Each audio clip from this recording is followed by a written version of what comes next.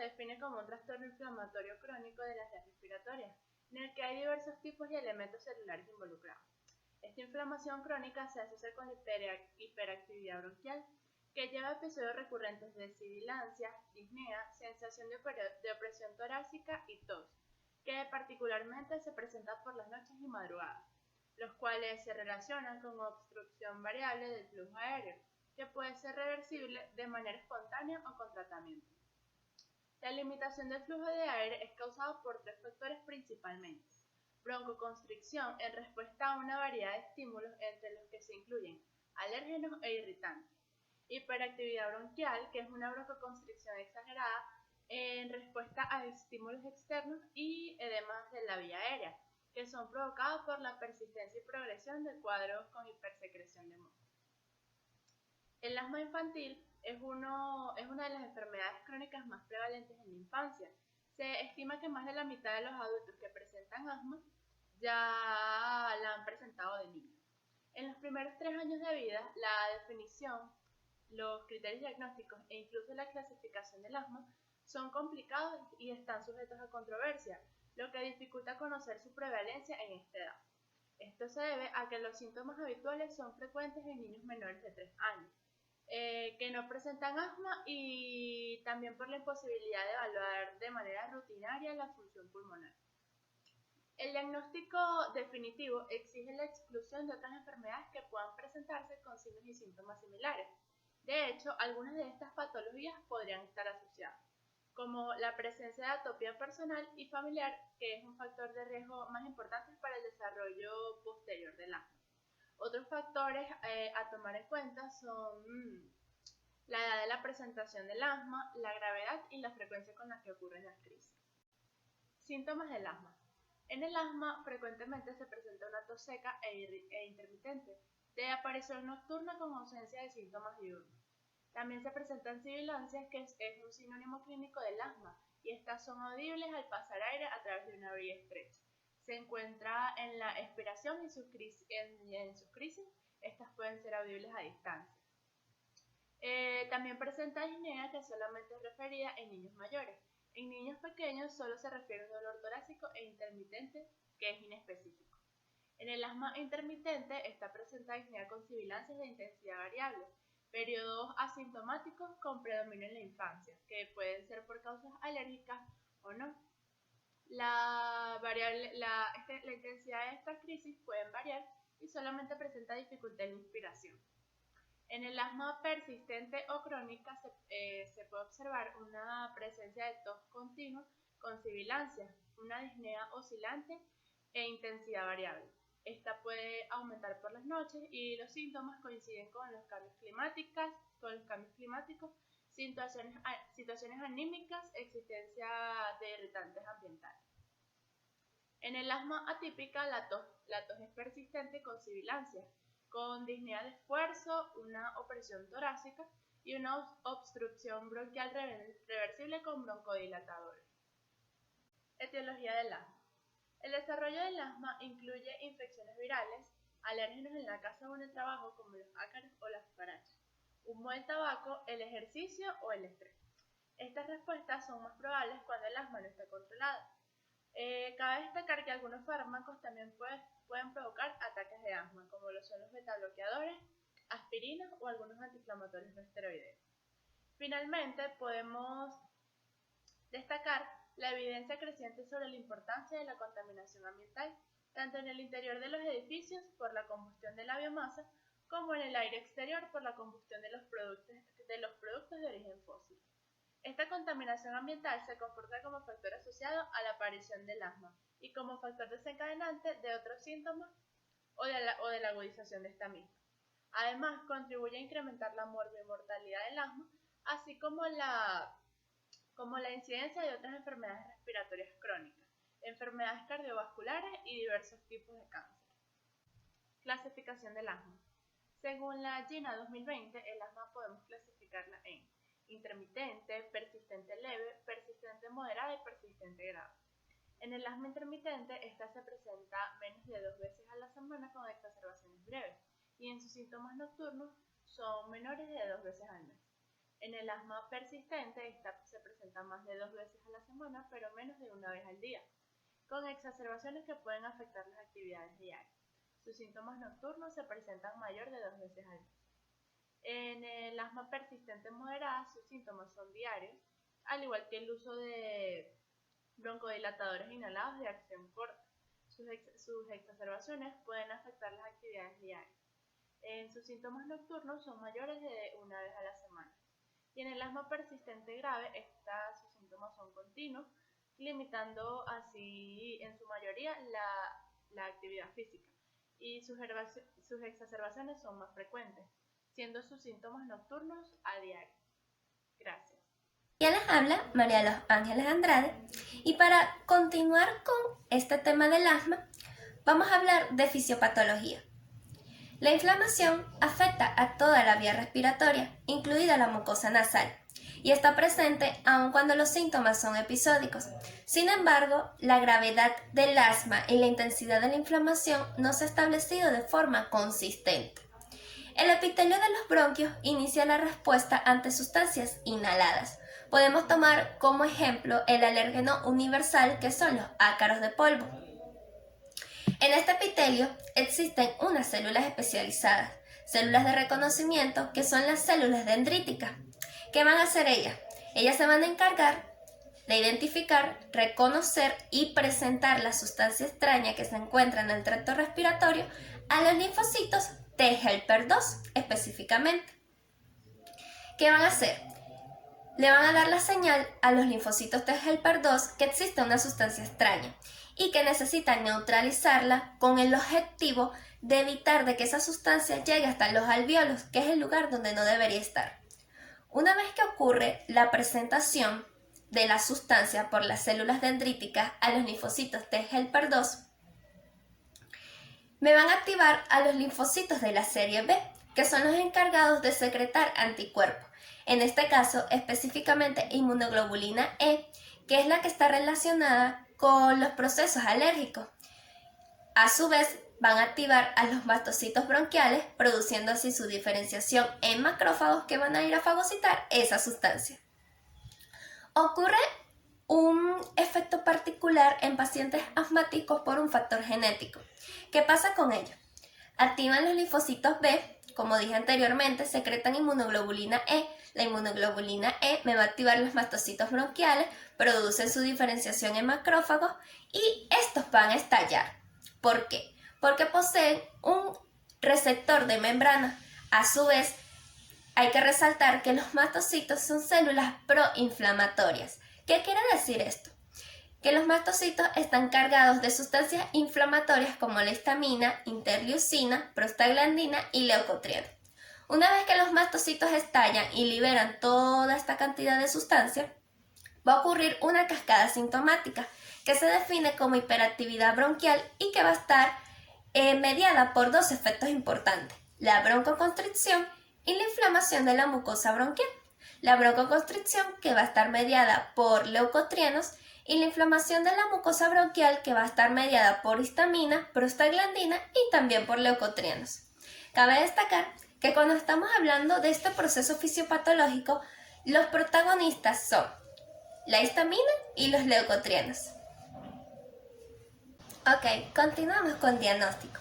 Para el diagnóstico del asma se debe considerar síntomas o signos clínicos de sospecha, como disnea o dificultad respiratoria, tos y opresión torácica, y los más característicos, que son la sibilancia. Estos son los llamados síntomas guía y van a ser variables notablemente en tiempo y espacio, de predominio nocturno o de madrugada, además que hay que tener en cuenta las variables estacionales. En la anamnesis del paciente es importante el inicio de los síntomas, los antecedentes familiares, si algún familiar del paciente presenta esta patología por factores genéticos o por factores desencadenantes, además si el paciente presenta alguna reacción alérgica. En la exploración física vamos a encontrar agregados de sibilancia en la auscultación. ¿Por qué pasa esto? Por la disminución del calibre del bronquio, y esto es lo que me va a provocar el sonido de un silbido. Además, también solemos encontrar signos de cianosis y la utilización de músculos accesorios que se conoce como tiraje intercostal. Estos dos últimos no suelen ocurrir en todos los pacientes, sino ya con una condición grave. Habitualmente también aparecen otros síntomas que me aparecen a la vez, pero no me suelen dar directamente con el diagnóstico del asma. Es por eso que también nos vamos a ayudar con pruebas diagnósticas objetivas, como las pruebas funcionales respiratorias, en este caso la espirometría. La espirometría es la primera prueba de elección para el diagnóstico del asma. Los parámetros a determinar son el volumen expiratorio forzado en el primer segundo y la capacidad vital forzada. La obstrucción se define como el cociente del volumen expiratorio forzado en el primer segundo entre la capacidad vital forzada por debajo del límite de los valores referenciales que arbitrariamente se sitúan en 0,7. Un volumen expiratorio forzado reducido me va a confirmar la obstrucción y me va a facilitar el estado de gravedad y me va a indicar mayores riesgos de exacerbaciones. Sin embargo, también hay que tener en cuenta que existen pacientes con asma que me suelen presentar una espirometría con los valores en el margen referencial, es decir, que no me presenta una obstrucción por atrapamiento aéreo. Por ende, es que hay que tener un cierto cuidado con esto y consultar con los especialistas. Proseguimos con tratamiento. El tratamiento del asma se clasifica en medicamentos de control o mantenimiento y medicamentos de alivio o de rescate. Los medicamentos de control o mantenimiento son aquellos que se utilizan de forma continua por un tiempo prolongado. Entre estos encontramos a los esteroides sistémicos de tipo prednisona, a los agonistas beta-2 adrenérgicos de acción prolongada, antagonistas de los receptores de los leucotrienos de tipo Montelukast y esteroides de las vías respiratorias de tipo budesonida. Los medicamentos de alivio o de rescate son aquellos que se utilizan a demanda para prevenir la broncoconstricción, es decir, estos medicamentos se administran netamente para sacar a un paciente de una exacerbación asmática.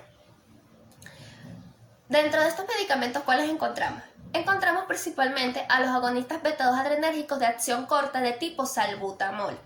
¿Cómo se administran? Tenemos hasta 6 ciclos para sacar al paciente de la exacerbación asmática. En los primeros 3 ciclos los voy a administrar netamente con salbutamol, es decir, 10 gotas de salbutamol con 3 cc de solución en ciclos intermedios de 20 minutos y voy a ir auscultando al paciente. Si en los primeros 3 ciclos el paciente no me sale de la exacerbación asmática, prosigo con los otros 3 ciclos que me quedan, pero voy a ayudar al paciente con un esteroide endovenoso de tipo hidrocortisona o metilprednisolona. Igualmente voy a ir auscultando al paciente con ciclos intermedios de 20 minutos las nebulizaciones. Igualmente también podemos considerar dentro de estos medicamentos a los anticolinérgicos de acción corta como el bromuro de hipatropio. Gracias por su atención, hasta aquí llega mi intervención y continuamos con mi compañera Fernanda Ávila. Mi nombre es María Fernanda Ávila. A continuación les voy a explicar el diagnóstico diferencial del asma, sus complicaciones y cómo prevenir una crisis asmática. Diagnóstico diferencial. El asma puede iniciar a cualquier edad con o sin la presencia del hábito del tabaquismo. La presencia de atopia es frecuente, al igual que la existencia en antecedentes familiares de asma. Los síntomas son variables. La reversibilidad de la obstrucción bronquial es significativa y los pacientes que padecen de asma responden de forma positiva a los glucocorticoides. Enfermedad pulmonar obstructiva crónica o EPOC aparece normalmente en pacientes mayores de 40 años y con hábito de tabaquismo. La presencia de atopia es poco común. Con respecto a los antecedentes familiares no es un dato valorable. Sus síntomas son muy específicos, es decir, son poco variables. La reversibilidad de la obstrucción bronquial es menos significativa en comparación con el caso del asma y la respuesta a glucocorticoides es cambiante. Entre otras posibles patologías, dentro del diagnóstico diferencial del asma en adulto tenemos, en edades comprendidas entre 15 y 40 años, obstrucción laríngea inducible caracterizada por causar disnea y exterior respiratorio, hiperventilación que ocasiona mareo y parestesia, cuerpo extraño inhalado cuyos síntomas ocasionados por esta afección aparecen de forma brusca, fibrosis quística, que se caracteriza por la hiperproducción de esputo, bronquiectasia, que debido a la acumulación de mucosidad causa infecciones frecuentes, enfermedad cardíaca congénita, generalmente soplos cardíacos, tromboembolismo pulmonar. Estos pacientes presentan síntomas como disnea de instauración brusca, taquipnea y dolor torácico. En pacientes mayores de 40 años, obstrucción laríngea inducible que, como mencioné anteriormente, genera disnea y estrés respiratorio, hiperventilación que causa mareo y parestesia, bronquiectasia responsable de infecciones recurrentes, enfermedad del parénquima pulmonar que ocasiona disnea de esfuerzo y tos improductiva, insuficiencia cardíaca cuyos síntomas suelen ser nocturnos y la disnea de esfuerzo es muy común. Por último tenemos el tromboembolismo pulmonar que causa disnea de instauración brusca y taquipnea.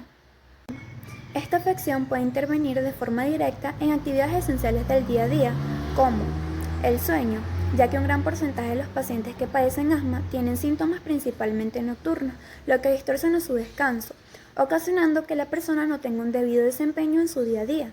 Actividad física. Ciertamente, el asma es un impedimento para realizar ejercicios aeróbicos o de alto impacto debido al alto esfuerzo físico que estos implican. Esto genera el riesgo de padecer otras enfermedades y del aumento de peso involuntario, que además es contraproducente para este tipo de pacientes. Productividad. Las crisis de asma en ocasiones son incapacitantes, teniendo como resultado la disminución del rendimiento en labores como el trabajo o los estudios. La Fundación de Asma y Alergia de Estados Unidos, en sus siglas en inglés AFA, declaró que las crisis asmáticas son la principal causa por la cual los niños faltan a la escuela. Reestructuración de las vías respiratorias. El asma puede ser responsable de una inflamación crónica y continua de las vías respiratorias. Si esta inflamación no se trata a tiempo y de forma correcta, puede generar cambios irreversibles en la estructura del sistema respiratorio, tales como engrosamiento de la pared de las vías respiratorias, aumento de las glándulas mucosas y producción de mucosidad, aumento del riego sanguíneo en las vías respiratorias. En escenarios más complicados, el asma puede ocasionar la hospitalización, neumotórax, neumonías, intubación y en última instancia la muerte, aunque en la mayoría de estos casos pueden ser prevenidos con la atención correcta de la enfermedad, además de otras medidas que explicaremos a continuación. Prevención. Principalmente debemos evitar el tabaquismo, ya sea de forma pasiva o activa. Aunque el paciente no sea el fumador activo, si algún familiar o cualquier persona con la que convive diariamente fuma, este se encuentra expuesto al tabaco, ya que en la ropa y el cabello de las personas se encuentran residuos del humo de tabaco. Utilizar fundas para las almohadas y sábanas antialérgicas o en su defecto cambiarlas con frecuencia para evitar la acumulación de polvo y ácaros. Para la limpieza y el aseo personal, utilizar productos sin fragancias fuertes, preferiblemente sin fragancias o antialérgicos, y evitar la exposición a fuertes olores. Mantener los niveles de humedad bajos, realizar actividad física de bajo impacto, como caminar, yoga, ejercicios de estiramiento, ejercicios de respiración, entre otros, para evitar el sedentarismo y el aumento de peso. Una dieta balanceada, baja en grasas y carbohidratos, además de ser importante para mantener una buena salud en general. En dado caso de que la actividad física sea limitada a causa del asma, una dieta sana y balanceada evitará el aumento de peso desmedido, que es contraproducente para pacientes con asma.